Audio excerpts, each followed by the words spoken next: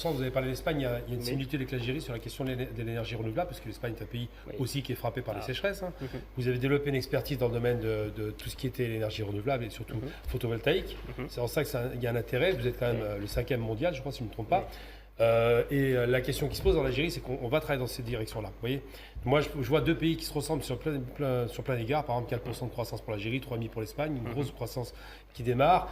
Il y a un rapport effectivement de confiance qui doit se réinstaller, mais elle se fera naturellement, c'est pas un souci là-dessus. Mais ce qui est important, à mon sens, c'est qu'il faudra peut-être envisager un vrai partenariat stratégique dans la mesure où il y aurait des transferts de compétences, de technologies, des partenariats qui vont dans les deux sens. Vous voyez ce que je veux dire, parce que vous apportez beaucoup de gaz. Donc ce ne serait pas inintéressant d'envisager ce genre de perspective pour dépasser effectivement ce petit froid qui ne va pas durer longtemps finalement. Ah oui, bien sûr, ça c'est le prioritaire. Moi, je suis sûr, c'est vrai qu'il y a des sociétés qui n'auront aucun problème à faire des investissements en Algérie, même avec le problème qu'il y a eu, ils ne vont pas avoir peur, ils vont venir investir. Et il y en a d'autres qui préfèrent commencer peut-être avec investir avec à côté un projet.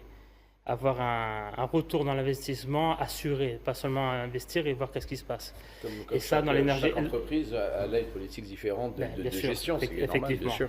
Et dans l'énergie et dans les énergies renouvelables, je pense que c'est